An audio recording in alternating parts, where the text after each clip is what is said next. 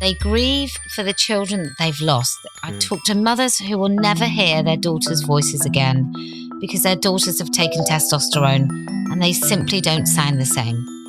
They'll never look at this like feminine face. These girls absolutely hate their parents and their mothers and have been sucked into a cult. There's nothing that more aptly explains what transgender ideology is besides a cult. Hello and welcome back to the Brendan O'Neill Show with me, Brendan O'Neill, and my very special guest this week, Kellie-Jay Keen, also known as Posey Parker. Kelly, welcome to the show. Thanks so much for having me. It's always great to have you on. I think this is your third time, maybe your fourth time. You're a returning guest, which we love. And there is a lot for us to talk about right now. So you will be known to many, many people as one of the finest defenders of women's and girls' rights against the transgender ideology or the transgender lunacy, however we decide to refer to it. And I want to start off by asking you whether you think the tide is starting to turn on all this stuff. So on the day that we're recording, it's been revealed that Maya Forstater has won her claim for discrimination.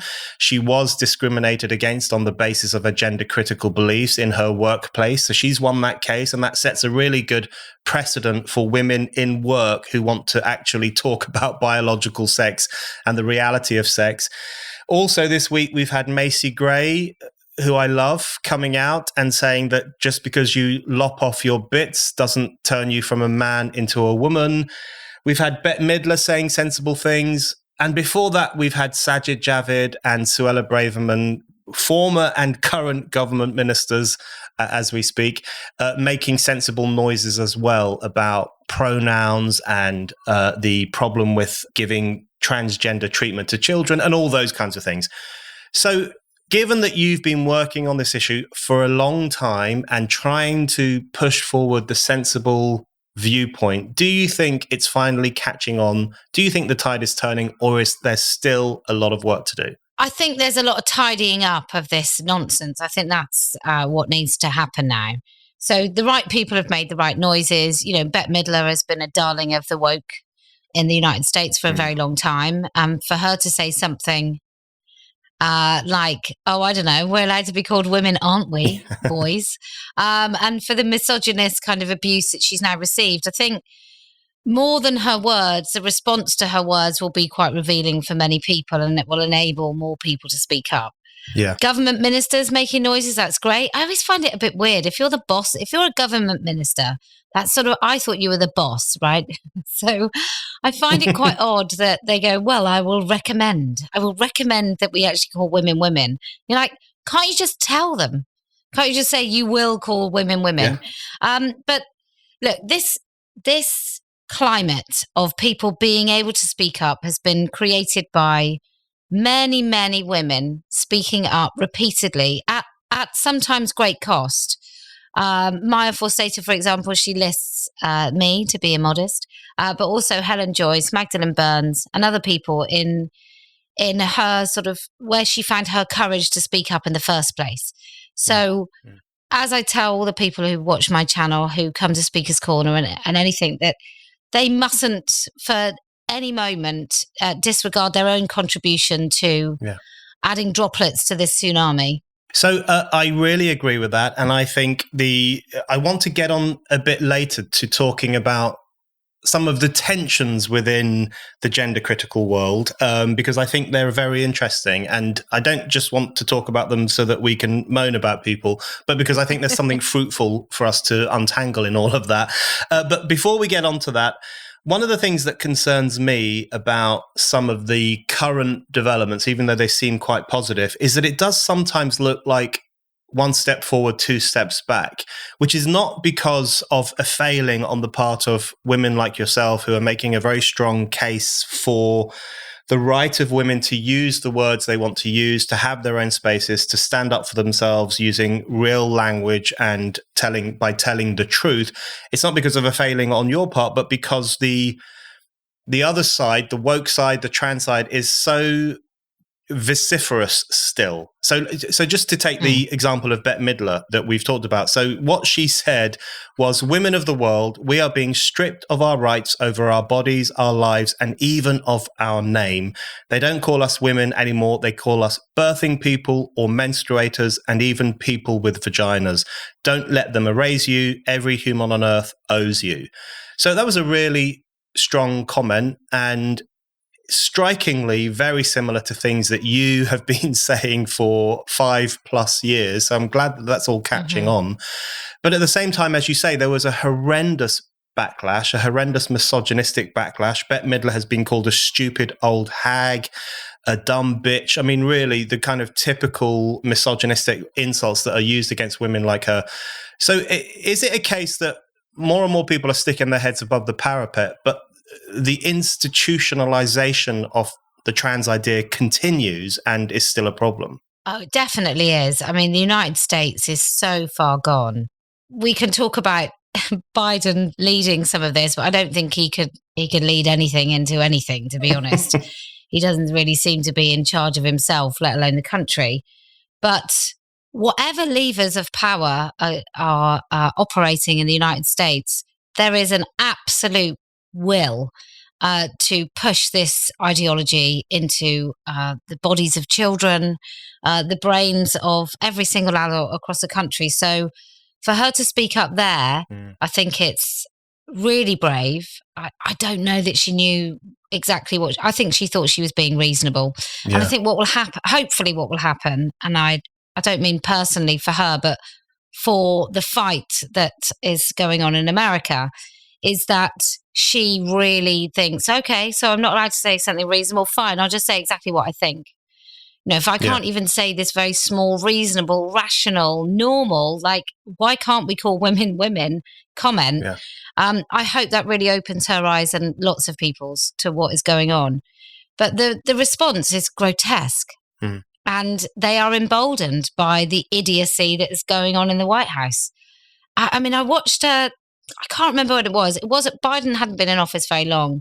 And there was like a promo about essentially transitioning children by the White House. And you had inane grins, like evil. It just looked like evil. People laughing along about how it was so courageous and brave and how they were so happy to promote this idea of trans kids. Gross. Yeah, really gross. And I think what the Biden administration is doing is extraordinary. And the fact that it's, as you say, this doddering old man, 79 years old, that he has embraced this ideology, or someone in his administration has embraced it, is actually quite chilling in terms of what it tells us about how high up this stuff now goes. But on the issue of grotesque responses to women talking about themselves and their rights, I want to ask you about your own recent experiences with your Let's Women Speak events, one in Manchester and one in Bristol, both of which were attacked essentially by baying mobs of misogynists, many of them wearing black masks, shouting obscenities and using misogynistic language. The videos are so disturbing, the ones that I've seen, really horrendous stuff. It's remarkable to me that these people think they're on the right side of history.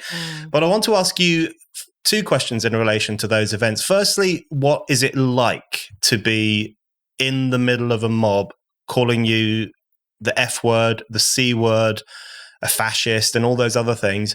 So describe what that's like for us. And then also, do you think it's beneficial, ironically, to your cause, because more people will see just how deranged that side of it has become? Well, from a PR point of view, it's exceptional. It's brilliant. It's everything I could ask for and then some. I'm 5'1", and then I've got massive blokes screaming in my face as I walk through, often smiling because it literally is exactly what I want. You know, what are the optics? I mean, often on this side of the debate, we're told about be mindful of optics. Well, I don't ever agree with that. I think that it's ridiculous not to carry on and move forward with what you believe to be right, just in case the optics are that the opposing, irrational, nonsensical idiots on the other side say something about it. So I've never really fallen for the optics game, but I do think if I was a trans activist, I might think a little bit more hard about whether or not it's a good idea for a big blokes, and I'm going to guess that these are big straight men, because there is something really quite heterosexual about their energy. And these big straight men screaming in my face and calling me really hideous names, telling me I should be afraid, using expressions like "you should be home looking after your kids." I mean, it's just, it is a gift. What it's like being in that space at that time, I don't know whether I'm some sort of sociopath, but I don't feel afraid. I really don't. I think I'm going to sound really pious, but I'm more afraid of what happens if we don't change the course of this particular path. I've always been more afraid of being silent than speaking up, because the staying silent has got us into this mess in the first place. And in the United States, where the silence is far more, it's far more sinister and really quite powerful, they've managed to get away with taking kids out of parental homes who aren't affirming like a 10-year-old's gender. So I'm more than happy to invite these men to come along and show themselves up for the misogynists that they are. I'm more than happy to do that. They always have my invitation. Yeah, and I think your lack of fear, as you describe it, probably winds them up even more. They cannot believe that a woman is not backing down when they scream in her face, because maybe they're used to that happening in other situations. So I find that the lack of fear is probably another great weapon in the armory. But on this issue of these violent and threatening counter-protests that you have experienced, and also the violence that has been hinted at in relation to someone like J.K. Rowling, for example, who has received another death threat on Twitter, where someone published her address next to an image of a pipe bomb and instructions on how to do that kind of thing. I wanted to ask you about who is to blame for this. Now, in my view, in all these kinds of instances, the only people to blame are the people who are carrying out those actions. So the people screaming in your face are to blame for what they're doing, and the people issuing death threats against J.K. Rowling are to blame for what they are doing. But there is a really extraordinary double standard, because if you look at trans allies in the media, they say that any time that you or people like you criticize the trans ideology, you are making trans people less safe, you are erasing them, you are contributing to a culture in which they are threatened, and so on. But it never seems to apply to them. So it's never the trans allies' fault, who might call J.K. Rowling a fascist and say that she's a dangerous woman and she's disgusting and she's horrible and all those other things. It's never their fault that she then gets threats and she then gets these menacing tweets, and you get similar as well. So there's a real double standard there. But I just wonder, I wanted to ask you, to what extent do you think the culture of intolerance in the mainstream, including in the mainstream media, contributes to the kind of insanity that you sometimes experience on the streets and at your gatherings? Well, I think this whole idea like silence is violence and words are violence. And I think some of those ideas come from places that I should need to feel more comfortable. But, you know, words aren't harmful. Words are just words.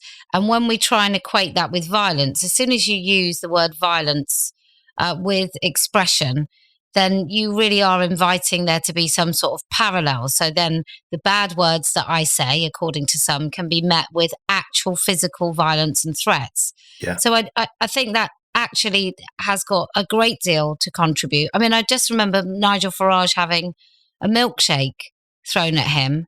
And everyone sort of thinking that was fair game because they didn't like what he stood for. Yeah. Well, actually, it transpired that a lot of people did really like what he stood for and what he was advocating. So it's a really dangerous line. And I think those people that sort of talk about words as violence, I'm not advocating violence here, but I do think if you have a punch in the face or someone says mean things, I think you can really tell straight away which is actually harmful and which isn't. Yeah.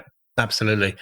Okay, so on the issue of words, I've said this to you before on a few occasions. One of the things on which you have changed my mind, so this is one of the great benefits of freedom of speech and open debate, is on the issue of pronouns. And when I first met you a few years ago, I was of the view that out of politeness, one should use another person's preferred pronouns. And I have completely changed my mind on that, partly because of the arguments that you made in response to me, and also partly because it's so clear now that if you give in to those aspects of the trans ideology, that you're given into the entire nature of it, which is that people can define their sex as they choose, they can say what they are, and more importantly, the rest of us have to bow down and accept that with no questions asked.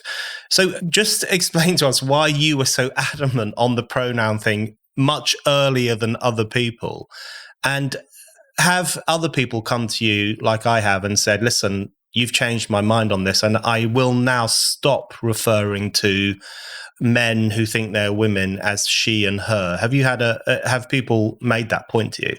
Yeah, many times, if I can be totally immodest. But yeah, because look, for me, if you use any female language at all for a man, you then cease to be able to talk very plainly about what is really going on. So if I say she's in the changing room naked, then we're not totally clear that actually it's a bloke in the changing room naked in a female changing room. It's much more difficult if you address somebody as female. It's much more difficult to say, you know, she's not allowed to use the women-only spaces. That's why we get even the word trans woman. I think you get into a cul-de-sac where you then have to go into the merit of what is a woman. Well, we know what a woman is. I often find it quite irritating when I have to listen to somebody try and have an intellectual conversation about a man and a woman and why somebody who calls himself a woman is not a woman. It's like saying if you walk into the ocean, you're going to get wet. We don't have to intellectualize why that is the case. We all know it to be true. And so I think sometimes people try to have these lofty, ethereal conversations about these concepts. And we just need to get back to basics. We all know, you know, I'm a heterosexual woman. I'm pretty sure I know what a man is. I'm pretty sure I'm attracted to men. As a heterosexual woman, nobody ever needed to tell me exactly what a man was in order for me to know who I fancy. Yes, that is, and that will be the case for most people out there. They know what a man is and they know what a woman is, and they would, as you say, they would think it was a ridiculous question to even ask what really is a woman. On that question, I did want to ask you about the Labour Party. I mean, I know right now everyone's talking about the Tory party because they're falling apart, and that is interesting, I suppose. But I want to ask you about the Labour Party and their inability to answer the question, what is a woman? Keir Starmer infamously can't give a straight answer to it. And we've even had the utterly bizarre situation where Labour politicians have floundered in response to the question, can a woman have a penis? Which in my mind is the easiest question in the world to answer. What do you think that tells us about Labour and the left? And what might it also tell us about gender critical women's attachment to the left and the question of whether that's the right place for them to be if the main party of the left can't even say that women do not have penises? I think what it says is that Labour are ultimately dishonest. I think anybody that says that, I think, is a liar. I absolutely don't believe that some of the main politicians, Stella Creasy, Keir Starmer, I really don't believe that they think women have penises. I think it's a lie. I think it's a dishonest lie. And if they can't tell the truth about that, how on earth could I believe anything else that comes out of their mouths?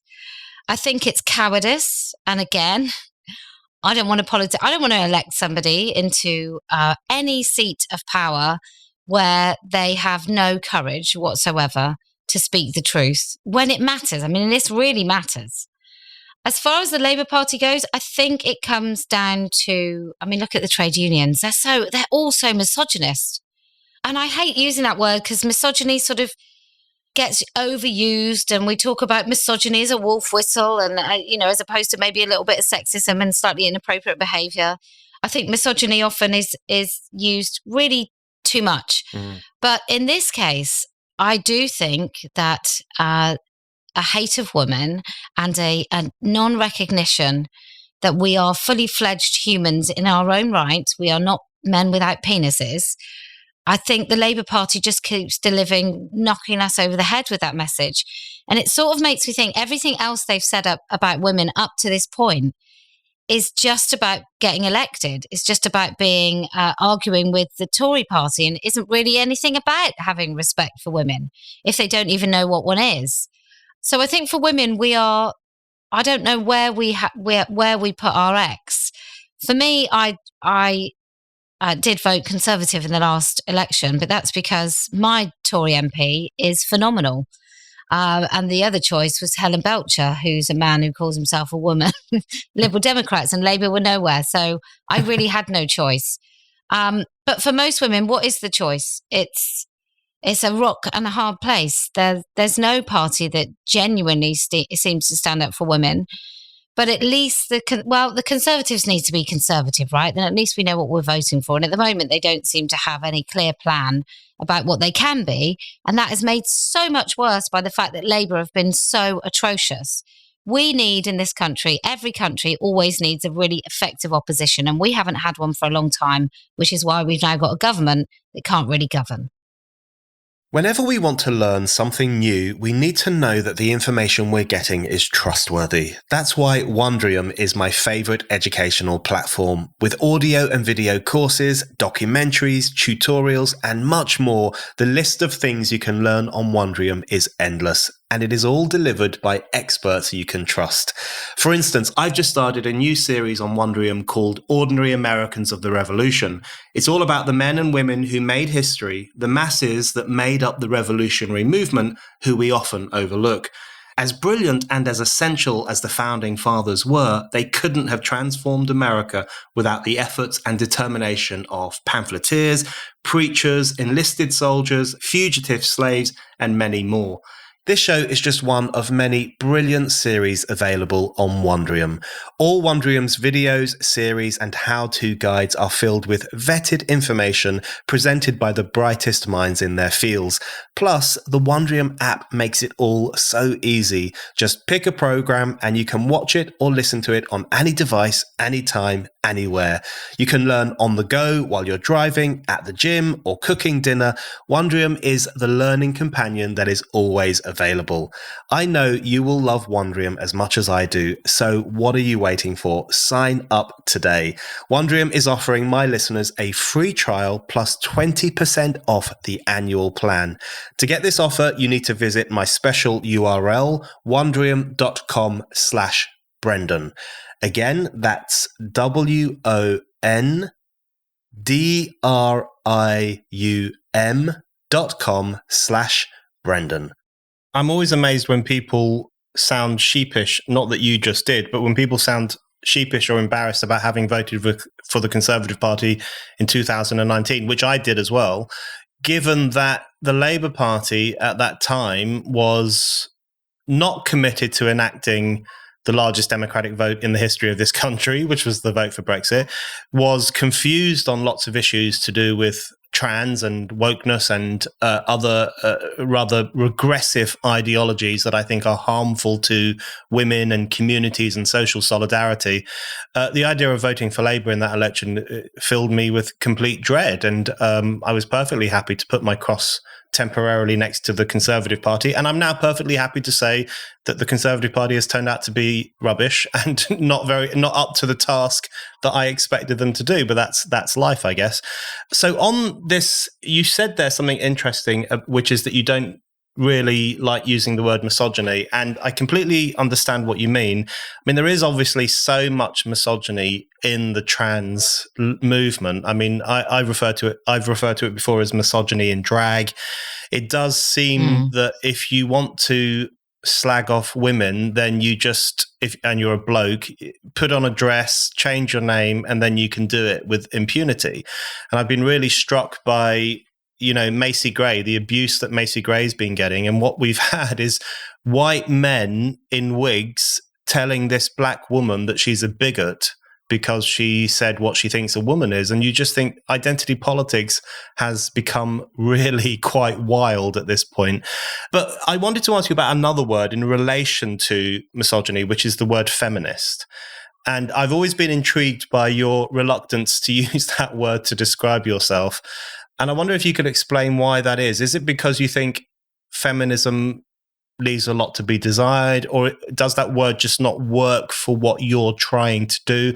What is it about that word that makes you feel that it doesn't really work for you? Gosh, it's all sorts of things. So it's quite personal. So when I did call myself a feminist, a lot of women on the left who called themselves a feminist, who believe that they own feminism, started saying, well, you're doing this, so you're not a good feminist. You dye your hair, you wear makeup, you're married, you stayed at home with your kids, therefore you're not a good enough feminist. And I was like, right, okay, fine, I'm not a feminist.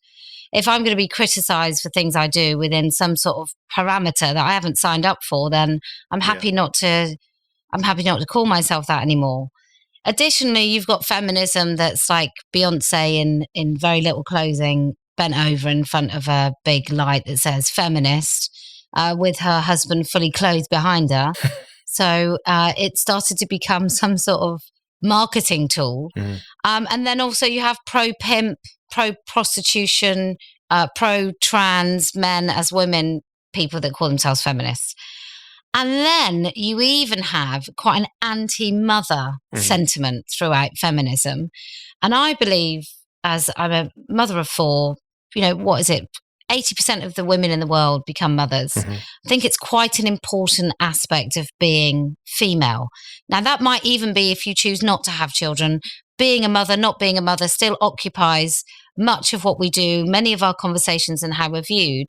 Yeah. And so for feminism, and I get why it did it, it basically decided that in order to rid the shackles that women felt they were bound by, which is motherhood, and I think feminism did view it as shackles, then we had to sort of be anti-mother. But you can't square this circle. What is it? I'm either dependent on my husband and I stay home with my children, or I'm dependent on the state and I stay home with my children. But there is no way in a society in which you need money to survive. There is no way I can raise children and not be dependent on someone. And so I get why it did it, but I just feel that feminism has not been great for mothers and motherhood. It keeps telling us we're wrong to depend on someone. And in some respects, I feel it's a bit anti-family. Yeah. And I'm really pro-family, not in a badly characterized, like far-right Christian American way, family values, but very much that the healthiest situation to raise children is in a home with both their parents, where possible. And clearly women don't have to stay in a relationship that's terrible for them, but I do think that adults have a responsibility once you have children to try and make your relationship work, and you work your backsides off to make sure that your children grow up with the best possible outcome.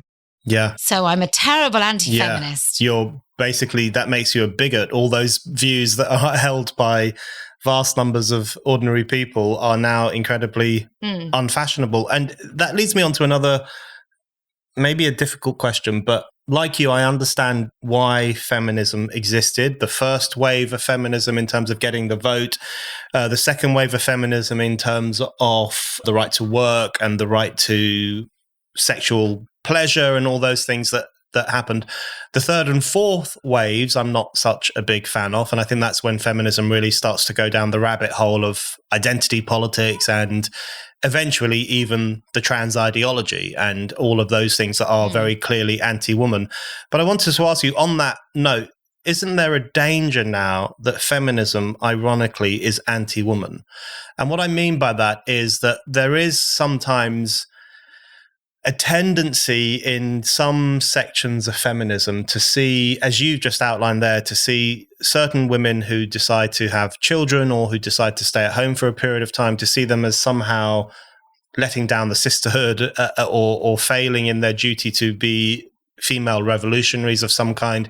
But also there is a tendency sometimes to depict women as fragile and as needing the scaffolding of censorship and state intervention to keep them safe all the time. Whereas one thing that I've always admired about the gatherings that you organize and the movement that you are a key part of is that there is that rather fearless engagement in the public realm with your critics, with the people who don't like you.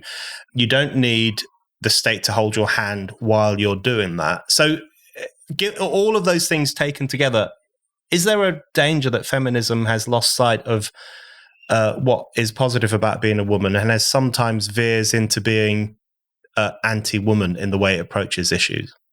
I think there is a danger. I think there is certainly an element in which women are made to feel helpless.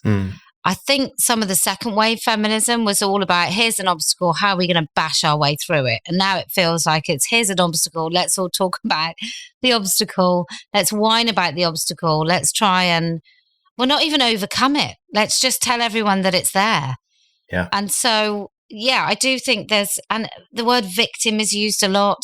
I recently was in fact, it gets cropped a lot and put on Twitter as a sign that I a victim blame. But I was in a discussion on Facebook in which I said that I think the way to help women out of domestic violence situations, the thing that we could teach is to recognize the first signs to enable women to trust their instincts. Because I think actually most of us know when something is uncomfortable, and what we then do is we rationalize that discomfort and tell ourselves we're being impolite or we're thinking too much. And I actually think, no, do you know what I mean? Run like hell. If you feel you're under threat, run like hell. That's what you do. And if you're wrong, then at least you're in the safety of whatever it is. And you can be wrong there. And that's a lot better than being right. Having, being punched about or being treated badly. And I was told that was victim blaming. Now, I kind of think that's protecting oneself and escaping harm. But no, that's victim blaming, because actually the only person to blame in a situation where there is domestic violence is the person perpetrating, which of course it is. But I would like a car always to stop when I'm about to use a zebra crossing. I still look both ways and make sure the car stops before I step out. Doesn't mean if I get run over that it's not the car's fault. It just means that I can do some things to prevent a situation from happening. And I think that's what we need to empower, everybody to do. But certainly when we're talking about women in coercive relationships, in sexually coercive relationships, which I think happens to young women more than young men, I think that is really important that we teach girls that if it feels wrong, it probably is. Yeah, and there have been a lot of controversies over the past few years where, men have been told off for saying that, I tell my daughter to look out for herself and don't get the bus home on your own and don't go off with a certain bloke, as if, the argument is that, well, you should be telling the bloke not to do certain things, not telling your daughter to avoid danger. But that's a perfectly reasonable thing for a father to say to his daughter that he's concerned about. And then you have people like Chrissie Hynde, for example, from The Pretenders, who got into a lot of flack a few years ago because she said that she was sexually assaulted and she really regrets putting herself into the situation in which it happened. And she was accused of victim blaming too, whereas the point she was making is, sometimes women should extract themselves as quickly as they can if they sense that something is wrong. And all of that seems to me to be perfectly reasonable advice. But just on the issue of feminism, I want to ask you how you do describe yourself. Maybe you don't use any word at all, but I think you've used the word womanist before, unless I dreamt that. But is there a word? You do talk about standing up for women's rights and girls' rights, and particularly their rights to use the correct language and to have their own spaces and their own sense of safety and so on. Is there a word for that kind of movement? Do you like the phrase gender critical? Does it need a word, or do you just know what it is and that's enough? Well, I think gender critical means that there is something valid called gender, and I don't think there is. Right. And I think there are biological sex, and there are some things that are sort of biological sex roles that are both endorsed in society, but also do come from somewhere. The fact that my hypothalamus becomes incredibly active when I'm pregnant and I'm going to have a baby, and I can make sure that baby survives, I don't think that's the only place that my acute or more acute sense of nurturing will occur as a female mammal. My dogs have puppies, and we've got both the male and the female parents, and I can certainly tell you which one the female was when the puppies were little, and it certainly wasn't the one just going to potentially cock their leg on one of them. So I think it's a little bit dreamy that there isn't some essentialist behaviour connected to our biological sex. So I came up with this word, although it's not my word, but I thought I'd reappropriate it, which goes against kind of everything I've ever done. And that's feminist, which it's just about the centering of females. Yeah. And it doesn't require reading, because we all know what a woman is and we all know what a female is. But it just means that that's what we're focusing on. You know, as I said about gender critical, I don't think gender is a thing. I think that's something invented by John Money, who actually was a horrible man. And I'm not having somebody pretend that there is some disconnect between our bodies and how we feel about ourselves. Yeah. I think it is the same thing. And so gender then, it leads on to all of this nonsense that somehow there's a place in one's biological makeup that is not connected to our biology, and that's just the most stupid thing. So gender studies, all this gender stuff needs to just disappear. So no, I'm not gender critical. I quite like my presentation as a female. Yes, and I think that the points you make there actually touch upon the issue why the stuff about pronouns is so problematic. And this is another reason I've come around to the arguments that you've been making for a long time, which is that there is now incredible pressure on people to use particular pronouns. And we've had the recent scandal of Halifax and other banks, you know, boasting about the fact that they have these pronoun badges. But of course, a pronoun badge is not just a pronoun badge. It's a declaration of an almost religious belief, because if you, for example, needed a badge saying, "Hi, my name is Kelly and I'm she, her," what you're really saying is, I believe in the idea that one can have a gendered soul and a biological representation, and that they might be slightly different. So it's actually buying into the entire pseudo-religious belief of gendered souls and gender identity. So that kind of pressure to use pronouns is really a pressure to genuflect to the whole trans ideology. And I think that's a real problem. You mentioned there John Money. So John Money was the Australian or New Zealand gender identity psychologist and theorist, and generally problematic bloke. We don't need to talk about him in depth, but I do want to mention in relation to him the issue of children and what's happening to children. And it's one thing for women to be abused and harassed simply for having certain beliefs, and women have done a pretty good job of standing up to that and winning some important victories. But when we're talking about children being subjected to hormonal interventions, puberty blockers, and pressure in the school place to use certain words and to allow young boys into a girl's changing area and so on, that's where it becomes really quite dark, doesn't it? And that's where it becomes actually incredibly important to stand up to this stuff. Yeah, well, every month I do an event at Speaker's Corner, and we get a really amazing range of women. And the last event, which was the last Sunday in June, we had an 11-year-old girl who talked about her school's gender-neutral toilet. So in one point, she can be next to a 16-year-old boy. And it's just disgusting. I mean, if we didn't use this language, then there's no way this would be happening. If we stopped pretending that boys can be girls and girls can be boys, I don't think half of this stuff would have happened. I mean, it goes back a little bit further than that. So they've had mixed sex toilets in some state schools for quite some time, like open toilets. And that's all to do with the lack of discipline. And that might come down to the fact that adults have really lost the room. And teachers don't have as much respect. And we started allowing parents to tell teachers how to teach. And it's been a real slow kind of erosion of discipline in schools, which is why somebody like Catherine running, is it Michaela in London, is so vital. I think every teacher should have to go and do at least a term in her school before they're allowed to teach anywhere, to be honest. So the pronoun stuff and the way the schools have adopted this, I think is just another clear marker of how they've forgotten that their main role is teaching. It's not social engineering. It's not circle time. It's not singing Kumbaya.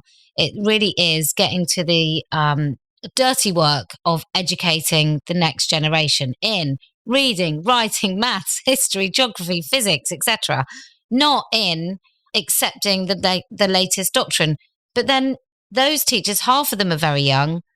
The younger they are, the cheaper they are. Schools' budgets have been slashed. So they're getting younger, less experienced teachers. Those teachers, half the time, I said to one woman at an old school of one of my kids, how come you went into teaching? She goes, oh, I just love social justice. And I thought, how is that part of why you want to teach? So I think we need kids back in the room. I think this, ultimately, this is a failure of government. If they had more kahunas,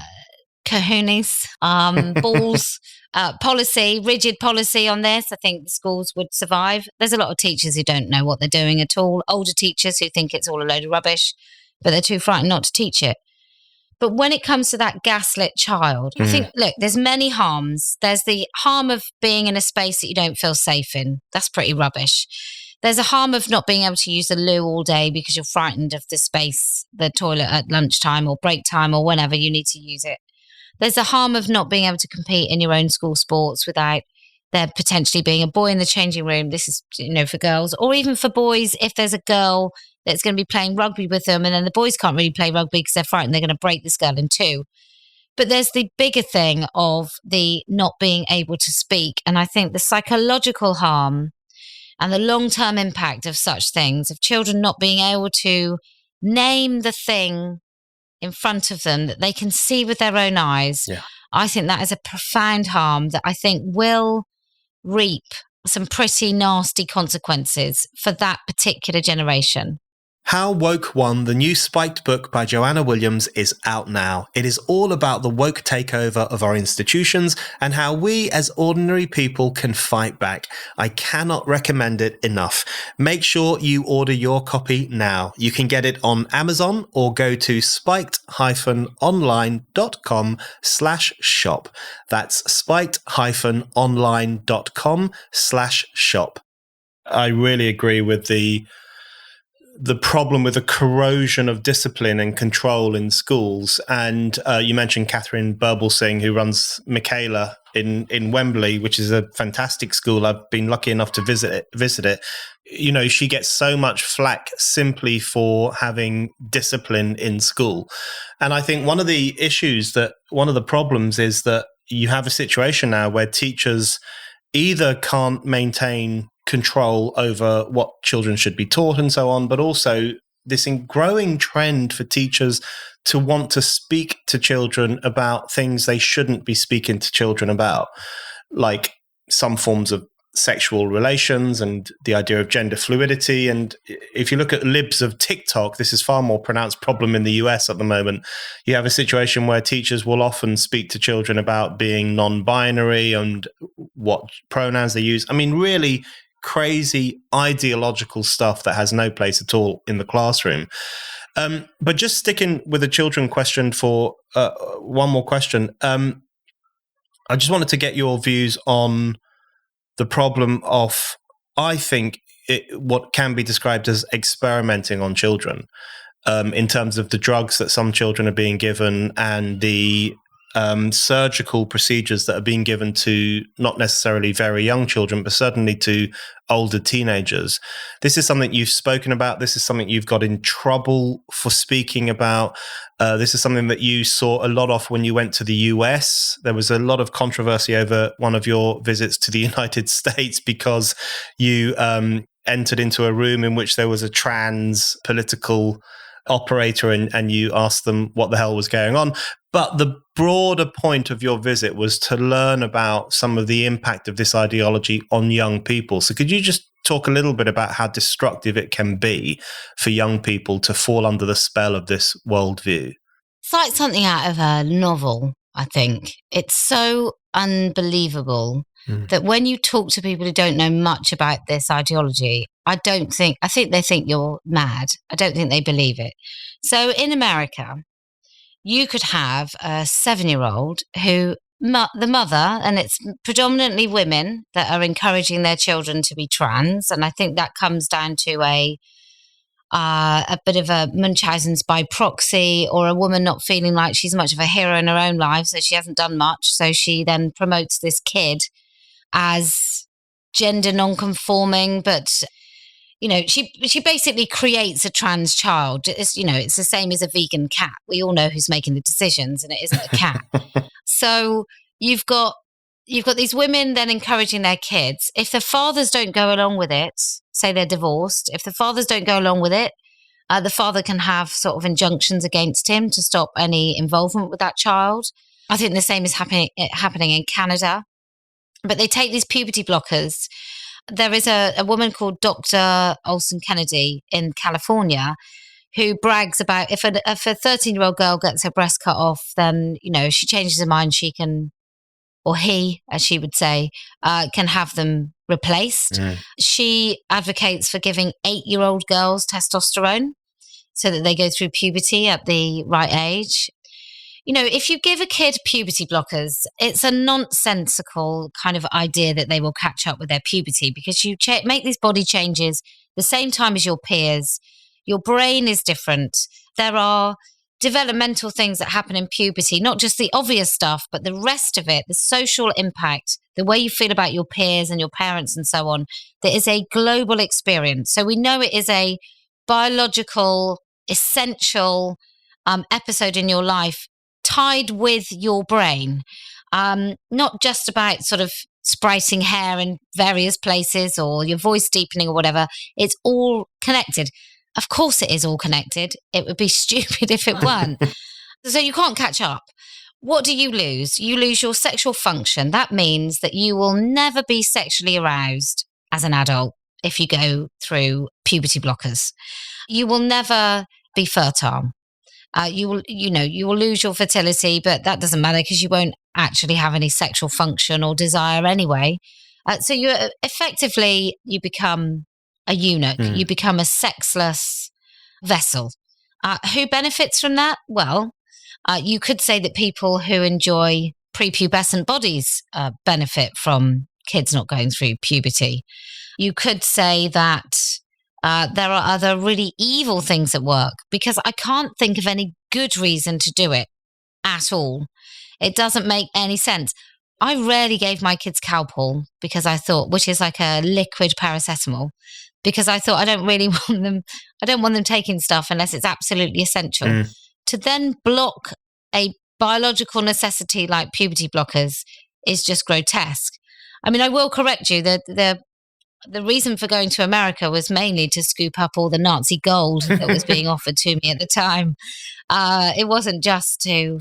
I went in a room of parents, right? And in that room of parents, mostly Democrat voting parents, I felt so entitled about joining in when these women were in absolute bits. And like my eyes were welling up and I thought, who on earth do you think you are that you can't just take it when these women are talking about their grief? And they grieve for the children that they've lost. I talk to mothers who will never hear their daughters' voices again because their daughters have taken testosterone and they simply don't sound the same. They'll never look at this like feminine face.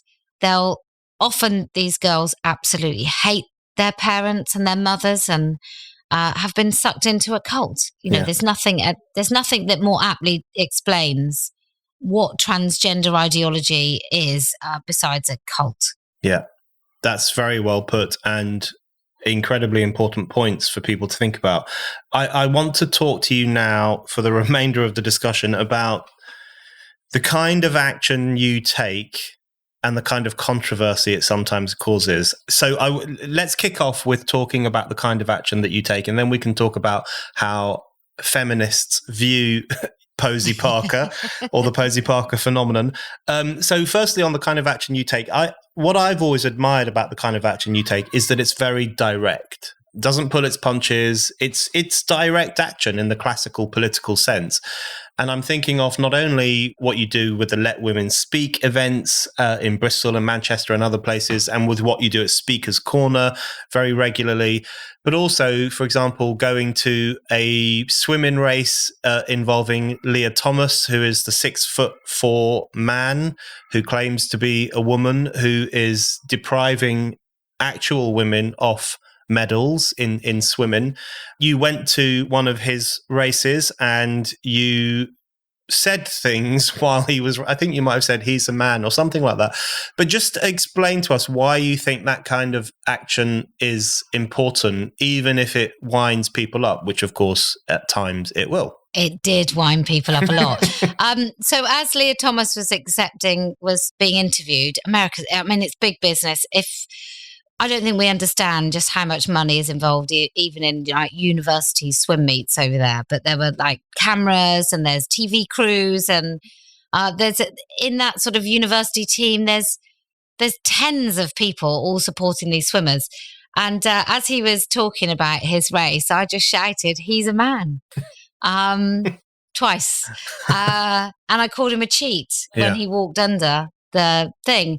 I feel it's important to break the silence because everybody else is thinking it. Someone needs to say it. Because if somebody says it, then somebody else will feel that they can too. And I'm quite happy to be that person. I don't care about the scorn or the criticism I get. If one more person in that room thinks, hey, I can say that, then I think it's worthwhile every single time. It's just about... It's a very well used analogy, but it is really about saying that emperor is naked. Yeah. He's not wearing any clothes. Come on, everybody. We all know it. Just somebody needs to break the silence. The other thing that happened is I had Madeleine Kearns with me, who I absolutely adore, who writes it for the National Review. And she just cropped a nice little clip of me talking to a trans activist who was female, who basically said, are you a biologist? I was like, he doesn't have female organs. I'm a woman. He's not a woman. And she says, are you a biologist? And I said, well, I'm not a vet, but I know what a dog is, which was a great line, even if I do say so myself. And it seemed to captured everything in just a short sentence because it is ludicrous.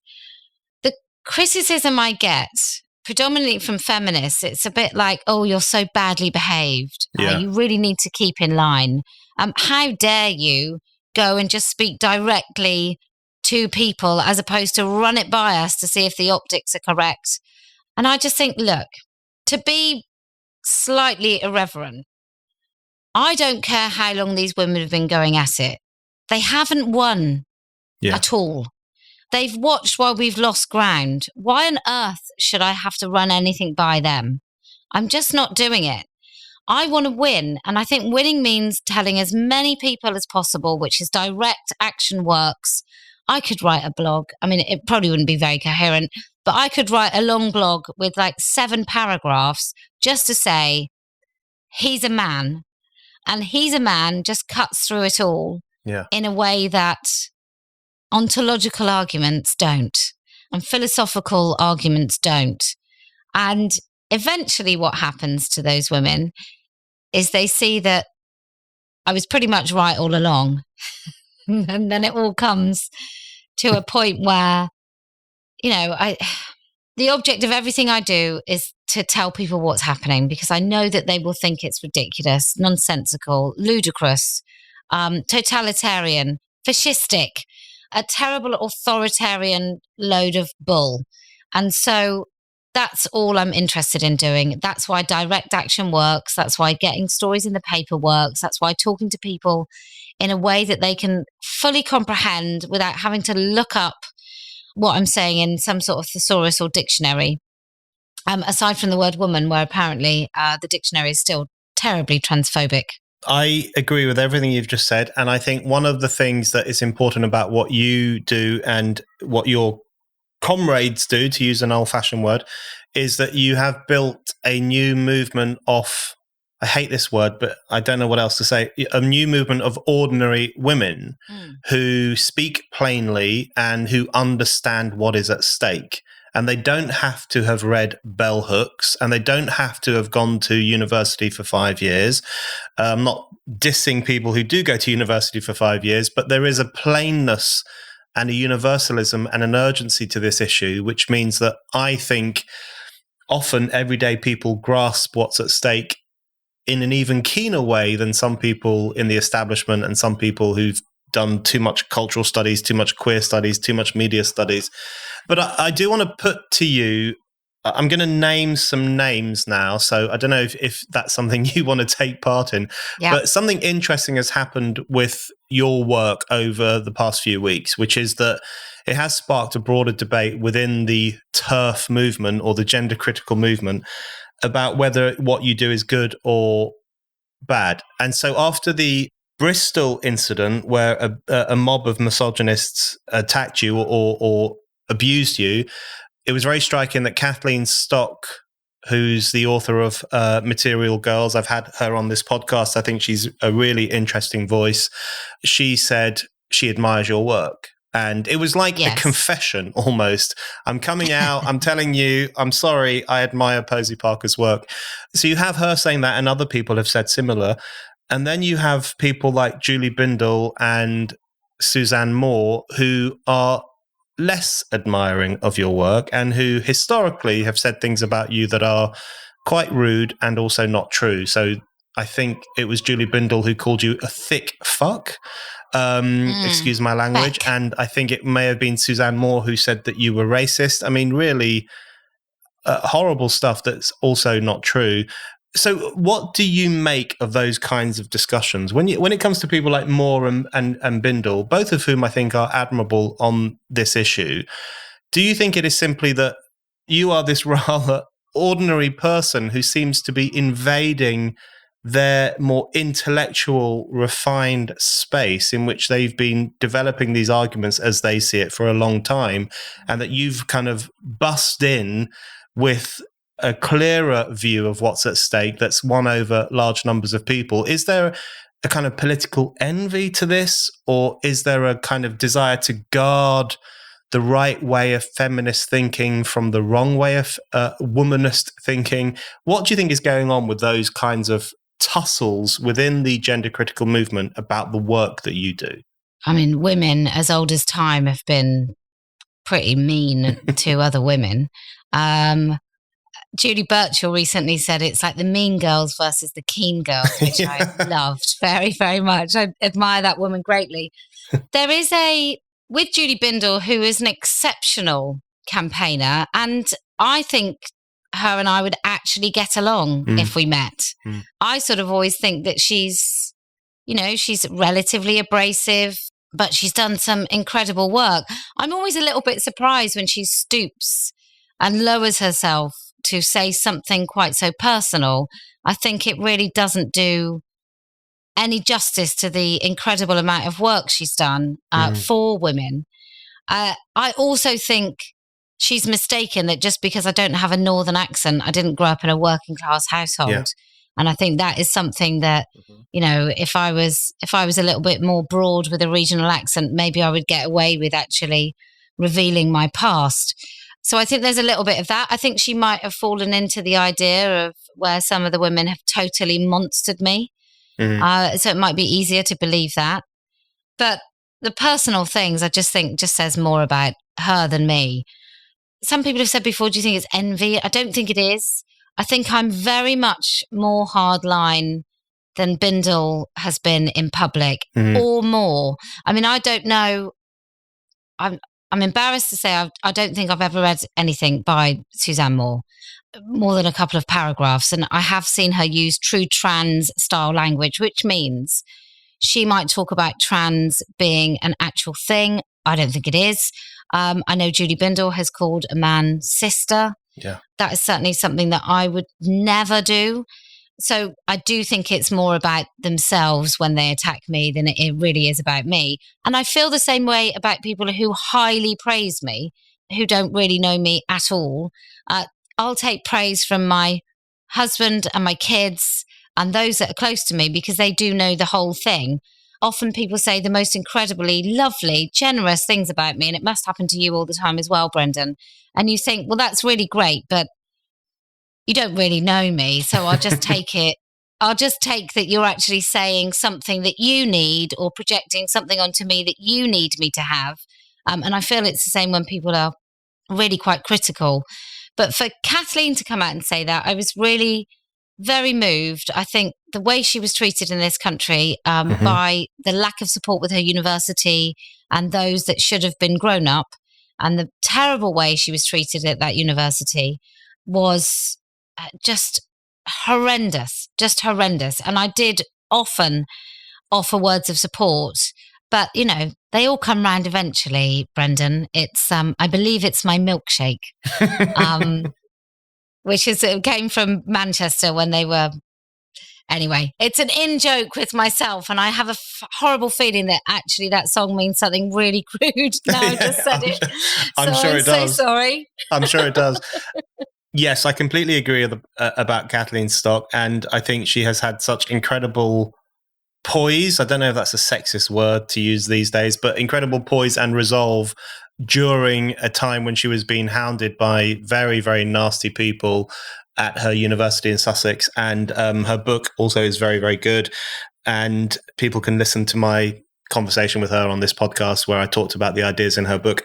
Just one more thing on this is I think what's interesting about people like Suzanne Moore, I mean, one of the few times Suzanne Moore has ever mentioned me is she said she wanted to vomit on me. So, you know, this is often not a high level of discussion, sadly. I would like to have a higher level of discussion sometimes.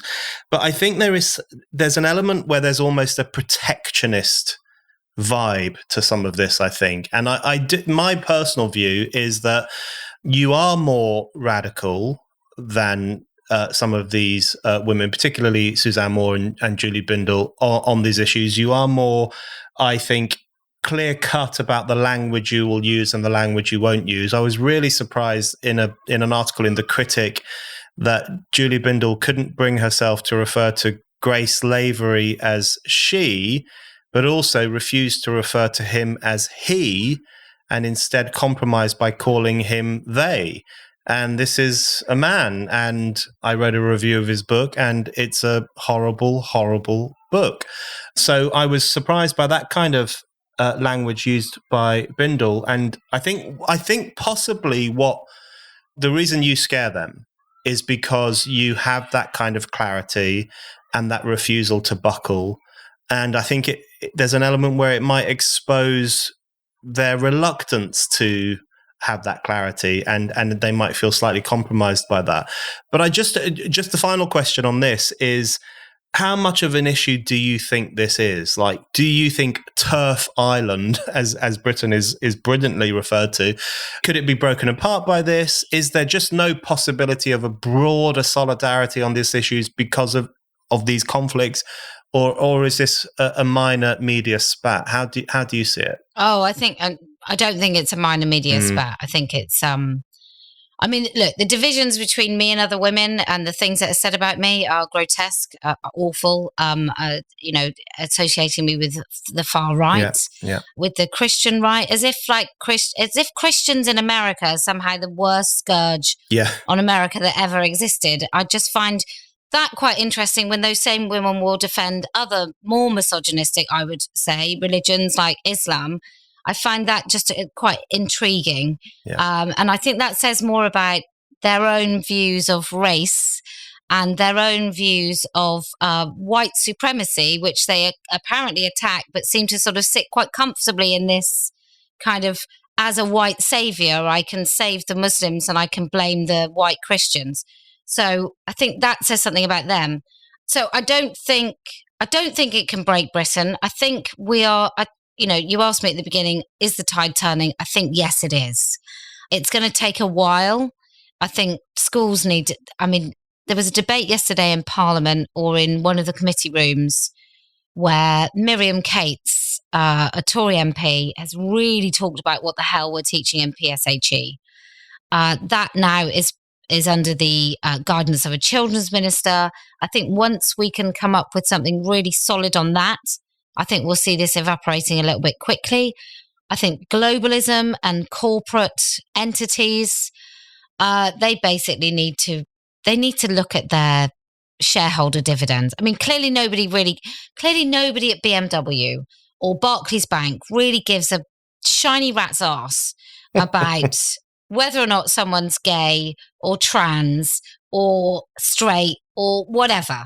Until those companies have got the best maternity policies and inclusion of people with disabilities, I don't believe a damn thing they say until Halifax Bank no longer sees somebody out of work and takes their house away from them or charges them an infinite amount for an overdraft. I don't believe a word they say about caring about anybody. So until that happens, also the same goes for train companies, until they've made their platforms accessible for people in wheelchairs. No. I'm not taking any inclusion or diversity nonsense from them either. So somebody needs to realize somewhere, some shareholder, that actually they're going to get fewer dividends if they carry on with this woke nonsense. So those are the things, those are the people that still have influence. But it's get it out of schools, get it out, anything state funded. We have to put an end to this immediately. Everywhere else I can vote with my feet. If I don't like the Halifax, I don't have to have a bank account with them or a mortgage or whatever. But I don't have a choice. Some people have no choice about whether or not they use the NHS or whether or not they send their kids to school. But my message to parents is you are the best advocate for your children. You must go into schools and ask to see their PSHE program, the Reclaim Party, whatever you think of them, it doesn't really matter. They've made a really good film on this.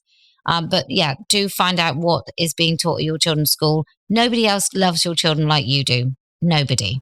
I think that's a very good point. And I think what you've said there really touches upon something I've been thinking about, which is the extent to which identity politics has really kind of destroyed the left. And you mentioned there the fact that you are sometimes demonized as someone who associates with the Christian right, but then you're also demonized for criticizing misogyny in Islam. And I just think to myself, if you're a left winger, as some of these people who attack you claim to be, and you're happy to criticize misogyny when it manifests in the Christian religion, but you're reluctant to criticize it when it manifests in the Islamic religion, where it tends to be far worse, certainly in the West, then you are exercising a racial double standard. And this is where you really realize, and I think one of the things I've been thinking is that one of the problems with gender critical feminism is that it hasn't fully cut loose from the politics of identity.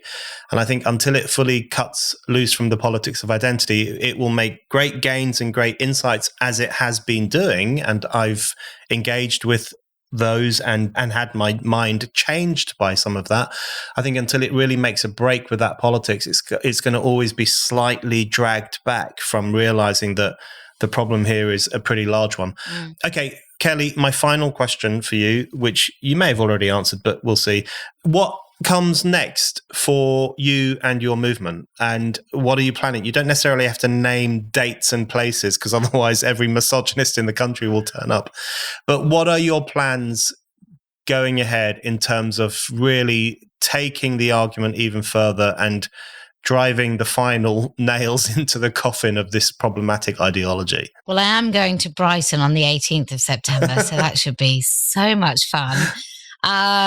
There's a lot of older gay and lesbian actually coming to that because they're fed up with their movement being co-opted by a load of straight men in dresses. So that should be good. I think that America we have to take this Yeah. and destroy the very nub of all of this. This is where it's all coming from. This is where the tech people are. This is where it's genuinely destroying hundreds, if not thousands, of children's bodies on a daily basis. So America is the place. I think standing for women, we've now got local groups. So we've got over 100 local entities so that they can fight things in their local area that are really relevant to them. We've got quite a lot going on in the United States. So it really is that. It's just until we destroy the culture of this. The GRA is something else I want to totally obliterate. I think it's a nonsensical legal fiction.